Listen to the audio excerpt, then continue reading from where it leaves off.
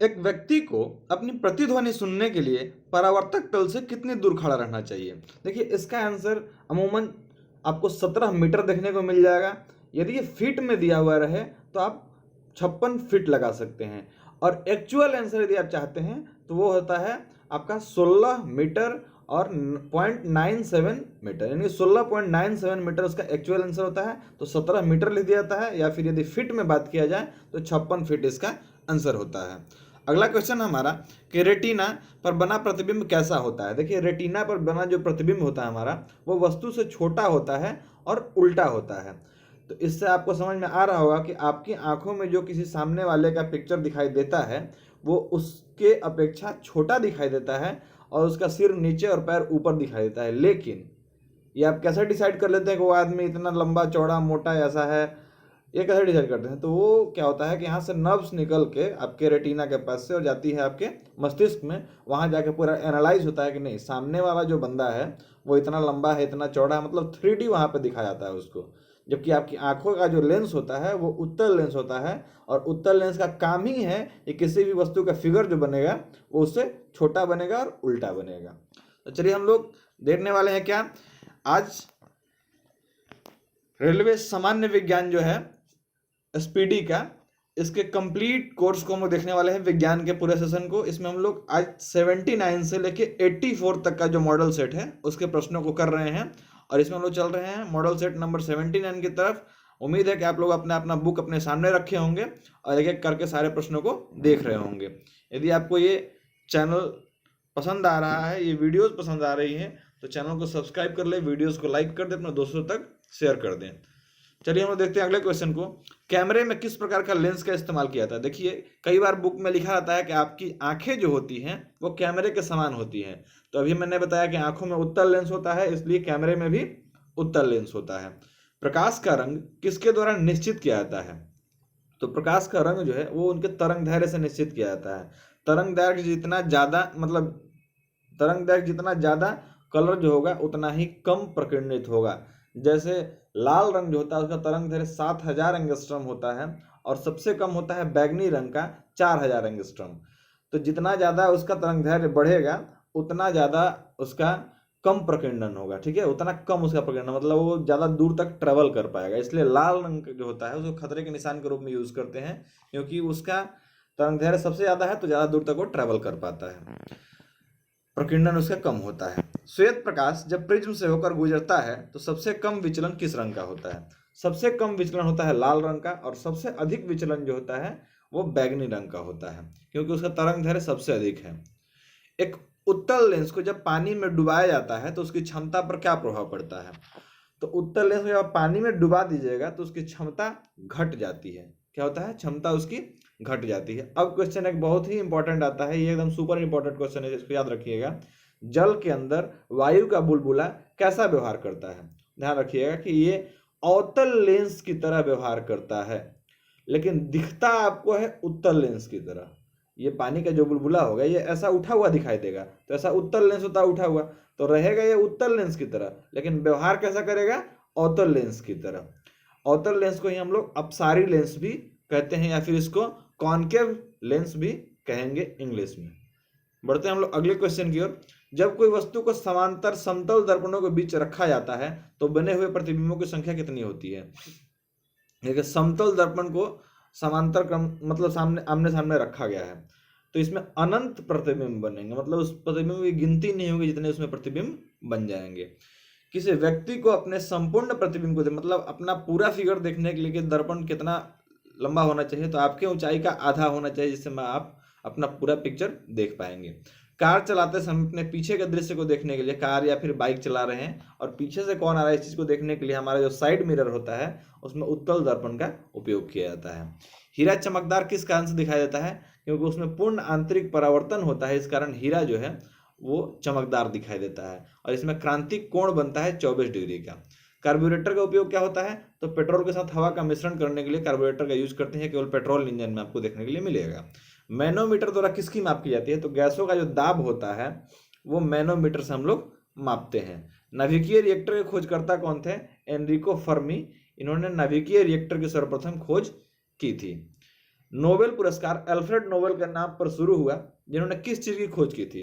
तो Alfred Nobel ने dynamite की खोज की थी, और इन्हीं के नाम पे आज नोबेल पुरस्कार 6 क्षेत्रों में दिया जाता है। शुरुआत में ये 5 क्षेत्रों में दिया जाता था, लेकिन बाद में इसको 6 क्षेत्रों में एक्सटेंड कर दिया गया। अर्थशास्त्र का नोबेल पुरस्कार बाद में दिया जाता है। बढ़ते हैं आगे हम लोग मॉडल सेट 80 की तरफ, और उम्मीद है कि आपको ये वीडियो पसंद आ रही होगी। तो आप लोग जानते हैं क्या करना है पसंद आने के बाद। नाभिकीय रिएक्टरों में ऊर्जा किस विधि द्वारा उत्पन्न होती है? तो ये नियंत्रित विखंडन के दौरान नाभिकीय रिएक्टर में ऊर्जा को उत्पादित किया जाता है। नियंत्रित विखंडन कैसे होता है? तो बोरॉन और कैडमियम की छड़ें वहां पर रखी जाती है, साथ साथ D2 यानी कि भारी जल का उपयोग किया जाता है उसके विखंडन को नियंत्रित करने के लिए। सापेक्षता का सिद्धांत किसने दिया था? तो ये दिया था आइंस्टीन ने। थ्योरी ऑफ रिलेटिविटी इसको कहते हैं। नाभिकीय रिएक्टर में न्यूट्रॉन नियंत्रण के रूप में किसका प्रयोग किया जाता है? तो कैडमियम या बोरॉन के रड का प्रयोग किया जाता है नाभिकीय रिएक्टर में न्यूट्रॉन को नियंत्रित करने के लिए। ट्रांसफार्मर का कार्य क्या है? तो ये AC वोल्टता को घटाने और बढ़ाने में प्रयुक्त होता है, DC में नहीं, याद रखिएगा, DC में ट्रांसफार्मर का यूज नहीं होता है। महासागरों से शुद्ध जल किस विधि से प्राप्त किया जाता है? तो ये आसवन विधि से हम लोग प्राप्त करते हैं महासागर से शुद्ध जल। किस प्रक्रम के द्वारा समुद्र जल से सामान्य लवण प्राप्त किया जाता है? तो समुद्र का पानी यदि आप लेके उसको वाष्पीकृत कर दीजिएगा तो उसमें से आपको नमक मिल जाएगा, तो ये वाष्पीकरण के माध्यम से लवण प्राप्त किया जाता है। कपड़े धोने वाला सोडा का सूत्र क्या है? तो ये कपड़ा धोने वाला जो सोडा होता है उसका सूत्र होता है Na2CO3 10H2O। Na2CO3 10H2O ये होता है धोवन सोडा का सूत्र। कठोर जल साबुन के साथ अच्छी तरह से झाग क्यों नहीं देता है? क्योंकि इसमें कैल्शियम तथा मैग्नीशियम के कार्बोनेट घुले होते हैं। तो कैल्शियम तथा मैग्नीशियम के कार्बोनेट जब किसी जल में घुल जाते हैं तो वह जल कठोर जल हो जाता है। खाद्य तेलों को वनस्पति घी में किस प्रक्रम द्वारा बदला जाता है? जो खाद्य तेल होते हैं उनको हाइड्रोजनीकरण जब कर दिया जाता है तो वनस्पति घी में तब्दील हो जाते हैं। लॉन्ड्री साबुन क्या है? जहाँ कपड़ा धोने आप लोग देते हैं धोबी क्या है लॉन्ड्री में, वो साबुन क्या है? तो ये प्राकृतिक स्रोतों के उच्चतर वसा अम्लों के सोडियम लवणों का एक मिश्रण होता है। अगला क्वेश्चन हमारा है, इसको हम लोग ध्यान से देखेंगे। संश्लेषित अपमार्जक क्या है? अब संश्लेषित अपमार्जक को हम लोग डिटर्जेंट कहते हैं। जो आप लोग सर्फ यूज करते हैं ना, वही डिटर्जेंट उसको भी कहा जाता है। तो ये होते हैं एरोमेटिक तथा एलिफेटिक सल्फोनिक अम्लों के सोडियम लवण का मिश्रण। क्या क्या? एरोमेटिक तथा एलिफेटिक सल्फोनिक अम्लों के सोडियम लवण के मिश्रण होते हैं, उनको क्या कहते हैं हम लोग? तो संश्लेषित अपमार्जक या फिर डिटर्जेंट कहते हैं। रासायनिक तौर पर हीरा क्या है? हीरा जो है कार्बन का एक अपरूप है, यानी कि शुद्ध कार्बन इसको कह सकते हैं। जल आपूर्ति के लिए प्रयोग की जाने वाली जल का शोधन यानी कि जल के प्यूरिफिकेशन की प्रक्रिया क्या कहलाती है? इसको क्लोरीनीकरण कहते हैं। इसमें क्लोरीन का यूज किया जाता है। जो क्लोरीन गैस होती है दोस्तों, यह रंगहीन और गंधहीन गैस होती है, इसमें कोई रंग और कोई गंध नहीं होता है। प्राकृतिक रबड़ को अधिक मजबूत तथा प्रत्यास्थ यानी कि इलास्टिक बनाने के लिए उसमें क्या मिलाया जाता है? तो इसमें सल्फर मिलाते हैं, इसको हम लोग वल्कनाइजेशन कहते हैं। प्राकृतिक रबर जो होता है वो आइसोप्रीन होता है, और इसके साथ सल्फर को मिला करके वल्कनाइज करने से रबर थोड़ा सा लचीला और हार्ड हो जाता है। आभूषणों को बनाते समय सोने में मिलाई जाने वाली धातु कौन है? तो तांबा को मिला दिया जाता है जब हम लोग गहना बनाते हैं तब, यानी ऑर्नामेंट्स बनाते समय। बढ़ते हैं हम लोग अगले मॉडल सेट की तरफ। ये मॉडल सेट आपका है 81, और इसमें पहला क्वेश्चन हमारा, फोटोग्राफी प्लेटों को काले कागजों से ढककर क्यों रखा जाता है?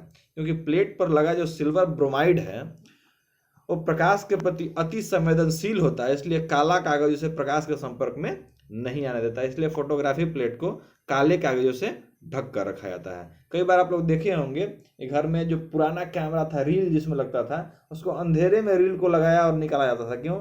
क्योंकि उसका सिल्वर ब्रोमाइड का जो परत है वो हट न जाए, इसके कारण ऐसा किया जाता था। गोबर गैस में मुख्य रूप से क्या पाया जाता है? तो गोबर गैस में मीथेन गैस पाई जाती है, जिसका फॉर्मूला होता है CH4। पॉलीथीन का औद्योगिक उत्पादन किसके बहुलीकरण से होता है? तो इथिलीन का जब हम बहुलीकरण करेंगे तो इससे पॉलीथीन बनता है। प्राकृतिक रबर किसका बहुलक होता है? ये मैंने अभी बताया, आइसोप्रीन का। पीएच का मान यदि 7 से कम हो तो वह क्या होगा? यदि 7 से कम हो तो अम्लीय हो जाएगा, 7 से ज्यादा हो तो क्षारीय हो जाएगा, और 7 रहे तो उसको उदासीन विलयन कहेंगे। बढ़ते हैं आगे। पानी जो होता है, शुद्ध जल जो होता है, उसका पीएच मान कितना होता है? तो शुद्ध जल जो होगा उसका पीएच मान 7 होता है, मतलब ना वो क्षारीय होता है ना ही अम्लीय होता है। बढ़ते हैं आगे। आग बुझाने के लिए किस गैस का उपयोग करते हैं हम लोग?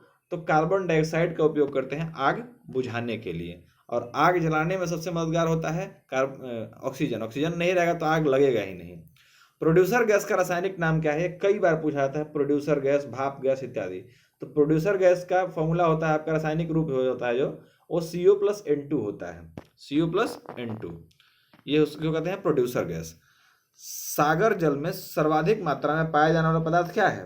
तो यानी कि समुद्र के जल में सबसे ज्यादा क्या पाया जाता है? साधारण लवण यानी साधारण नमक, NaCl।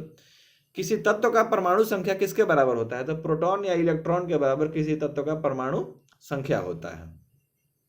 या तो प्रोटॉन के बराबर होता है या इलेक्ट्रॉन के बराबर। मतलब इससे सिद्ध होता है कि किसी भी परमाणु तत्व में प्रोटॉन और इलेक्ट्रॉन की संख्या हमेशा बराबर रहती है, और बदलता क्या रहता है? तो जो न्यूट्रॉन होता है उसकी संख्या बदलते रहती है। शर्करा विलयन के किण्वन से बनने वाली गैस कौन है? तो शर्करा विलयन के किण्वन से यानी कि सड़ने से बनने वाली गैस जो है वो कार्बन डाइऑक्साइड होती है। ग्लूकोज के किण्वन का अंतिम उत्पाद क्या है? तो कार्बन डाइऑक्साइड और जल यानी CO2+H2O जो होता है, ये ग्लूकोज के किण्वन का अंतिम उत्पाद होता है। यानी ग्लूकोज का जब सड़न होगा, किण्वन होगा, तो अंतिम में क्या बनेगा? तो CO2+H2O बना देगा। क्लोरोमाइसिटीन क्या है? ये एक प्रतिजीवाणिक है, यानी एंटीबैक्टीरियल कह सकते हैं। क्लोरोमाइसिटीन क्या कह सकते हैं? एंटीबैक्टीरियल। ये इस तरह एक तरह का दवा होता है, एंटीबैक्टीरियल दवा। वनस्पति घी के औद्योगिकीकरण उत्पादन की प्रक्रिया किस विधि द्वारा होती है? तो ये अपचयन के विधि द्वारा होती है। किस विधि से होती है? अपचयन विधि से। श्वसन के लिए समुद्री गोताखोर किसके मिश्रण का उपयोग करते हैं? ध्यान रखिएगा।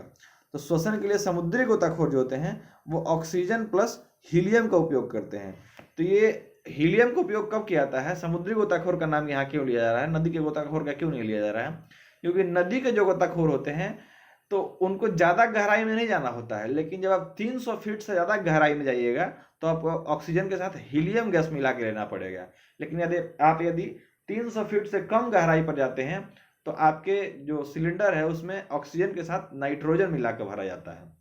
ठीक है। और पहाड़ पर भी जब आप चढ़ते हैं तो ऑक्सीजन की कमी से बचने के लिए आप ऑक्सीजन के साथ नाइट्रोजन ही मिला करके पहाड़ पर चढ़ रहे होते हैं। बढ़ते हैं हम लोग आगे मॉडल सेट 82 की तरफ। इसमें पहला हमारा क्वेश्चन है, किडनी के रोगियों को दिए जाने वाला अपोहन यानी डायलिसिस के प्रक्रम में प्रयुक्त परिघटना क्या कहलाती है? तो इस परिघटना को हम लोग परासरण कहते हैं। क्या कहते हैं? परासरण कहते हैं। दूध किसका उदाहरण है? ये पायस का उदाहरण है, इसको इमल्सन कहते हैं इंग्लिश में। किसके मिश्रण के बाद मतलब बारूद बनाया जाता है?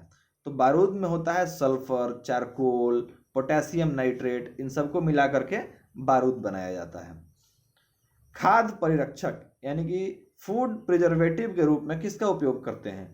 तो बेंजोइक एसिड जो होता है ये फूड प्रिजर्वेटिव के रूप में यूज किया जाता है। यानी कि खाना को ज़्यादा देर तक चलाना है आप उसमें बेंजोइक एसिड मिला दीजिए। कपड़ों के रंग का विरंजन यानी कि ब्लीचिंग करने वाले अभिकर्मक यानी कि रीएजेंट कौन है? तो ये सल्फर डाइऑक्साइड होता है कपड़ों के रंग का विरंजक यानी ब्लीचिंग करने वाला अभिकर्मक। वह रासायनिक अभिक्रिया जिसके घटित होने से ऊष्मा बनती है। तो किसी रासायनिक क्रिया को जब किया जाएगा तो उसमें या तो ऊष्मा बाहर निकलेगी या वो बाहर की ऊष्मा को अंदर लेगा। तो ये दो विधि होती है रासायनिक अभिक्रिया होने की। तो यदि वो बाहर की तरफ ऊष्मा को छोड़ रहा है तो उसको हम लोग ऊष्मा क्षेपी कहेंगे। यदि वो अंदर की तरफ ऊष्मा को ले रहा है, रिएक्शन में उपयोग हो रहा है ऊष्मा का, तो उसको ऊष्मा शोषी अभिक्रिया कहेंगे। ये दो तरह की अभिक्रिया होती हैं, एक्सोथर्मिक, एंडोथर्मिक। इंसुलिन हार्मोन रासायनिक रूप से क्या होता है? देखिए इंसुलिन जो हार्मोन है रासायनिक रूप से प्रोटीन होता है। इससे 2-3 क्वेश्चंस निकल के आते हैं कि शरीर में इंसुलिन कहाँ बनता है? तो ये आपके पैंक्रियाज में एक लैंगरहैंस की दीपिकाएं होती हैं, उसके अंदर बीटा सेल में इंसुलिन बनता है। और यदि बाहर से आपको इंसुलिन लेना हुआ तो वो डहेलिया के जो जड़ें हैं उनसे मिलता है। एक डहेलिया पौधा होता है उसके जड़ों से इंसुलिन मिलता है। बढ़ते हैं आगे। पहला कृत्रिम रूप से संश्लेषित कार्बनिक यौगिक कौन सा है? तो देखिए कृत्रिम रूप से संश्लेषित जब बात की जाती है और यौगिक की तो ये यूरिया होता है। और जब तत्व की बात करेंगे हम लोग तो वो होता है पोलोनियम। ये दोनों चीज याद रखिएगा। यौगिक की जब बात करेंगे तो ये यूरिया होता है। टेबल शर्करा किसको कहते हैं? जो सुक्रोज होता है इसी को टेबल शर्करा कहते हैं। जो हम लोग चीनी रोज खाते हैं ना वो एक तरह का टेबल शर्करा है। स्टाइल में लोग उसको टेबल शर्करा कहते हैं। जो नमक हम लोग खाते हैं स्टैंडर्ड लोग उसको क्या कहते हैं? टेबल साल्ट कहते हैं। अरे भाई वही नमक है, टेबल साल्ट और टेबल शर्करा कुछ नहीं होता है। हंसाने वाला गैस किसको कहते हैं? नाइट्रस ऑक्साइड को हंसाने वाला गैस कहते हैं। इसका फॉर्मूला होता है N2O। ये कई बार NO2 लड़के लगा के चले जाते हैं, तो याद रखिएगा N2O होता है। माचिस की तीली का काला भाग मूलतः किस पदार्थ का बना होता है? तो ये लाल फास्फोरस का बना होता है। ग्लोबल वार्मिंग, जिसको हम लोग वैश्विक तापन कहते हैं, का खतरा किसके बढ़ने से होता है? तो यदि वातावरण में कार्बन डाइऑक्साइड का मात्रा लगातार बढ़ते जाएगा तो इससे ग्लोबल वार्मिंग का खतरा बढ़ते रहेगा। और इंडिया ने भी इनिशिएटिव लिया है कि हम 2070 तक मतलब नेट जीरो कर देंगे, मतलब कार्बन जितना निकालेंगे उतना कार्बन को हम सिंक करने का व्यवस्था कर लेंगे। ऐसा तो कभी नहीं हो सकता है कार्बन डाइऑक्साइड निकले ही नहीं, निकलना तो जरूरी है, निकलेगा ही, लेकिन उसको सिंक करने का पूरा व्यवस्था किया जा रहा है। मैग्नीशियम का दूध का रासायनिक नाम क्या है? जब हम लोग को एसिडिटी होती है, यानी कि पेट में गैस बनने लगता है और ढकार अजीब तरह का आता है, तो उस समय मैग्नीशियम, मिल्क ऑफ मैग्नीशिया आपको पीना चाहिए। तो मिल्क ऑफ मैग्नीशिया का रासायनिक नाम क्या है? तो मैग्नीशियम हाइड्रोक्साइड। इनो वगैरह जो पीते हैं उसमें मैग्नीशियम हाइड्रोक्साइड होता है। समस्थानिक किसे कहते हैं? जिसमें प्रोटॉन की संख्या समान होती है उसको समस्थानिक कहते हैं, यानी कि स्थान उसका एक ही जगह रहेगा, लेकिन न्यूट्रॉन की संख्या भिन्न होती है। देखिए, प्रोटॉन की संख्या समान होगी लेकिन न्यूट्रॉन की संख्या भिन्न होगी, उसको हम लोग समस्थानिक कहेंगे। नहीं सॉरी, यदि प्रोटॉन की संख्या समान होगी तो उसको समस्थानिक कहेंगे, और प्रोटॉन की संख्या समान और न्यूट्रॉन यदि भिन्न हो गया तो उसको समभारिक कहेंगे, क्योंकि उसका भार वहां पर कमा देगा। ठीक है, भार कैसे निकालते हैं? तो प्रोटॉन प्लस न्यूट्रॉन यदि जोड़ देंगे तो उससे उस परमाणु का भार निकलता है।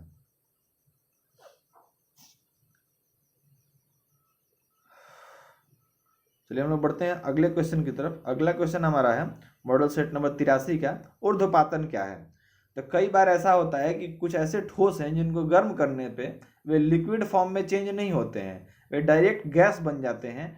तो इस तरह का जब मामला होता है तो इसको ऊर्ध्वपातन कहते हैं। जैसे आप कपूर यदि जलाते हैं तो लिक्विड फॉर्म में नहीं आता है, डायरेक्टली क्या होता है, वो गैस बन जाता है।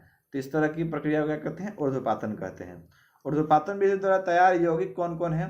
तो ये कपूर होता है, नेप्थलीन का बॉल जो कपड़ों को प्रिजर्व करने के लिए डाला जाता है, या फिर अमोनियम क्लोराइड हो गया, बेंजोइक एसिड हो गया, ये सब क्या है? ऊर्ध्वपातन इनमें होता है। भूगर्भ से निकाले गए कच्चे तेल से शुद्ध पेट्रोल, डीजल और मिट्टी तेल इत्यादि निकालना किस विधि द्वारा संभव हो पाता है? तो ये प्रभाजी आसवन के माध्यम से संभव हो पाता है। जल में घुलने वाला पदार्थ मुख्यतः कौन है?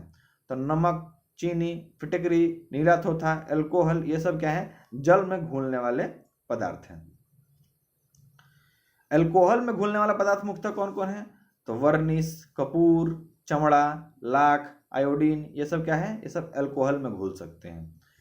कार्बन टेट्राक्लोराइड में घुलने वाला पदार्थ मुख्यतः कौन कौन है? तो कार्बन टेट्राक्लोराइड में तेल, वसा, घी, मोम इत्यादि जो हैं ये सब घुल जाते हैं। रबर किस में घुलनशील है? नेप्था में रबर घुलनशील होता है। गंधक एवं लाल फास्फोरस किस में घुलनशील है?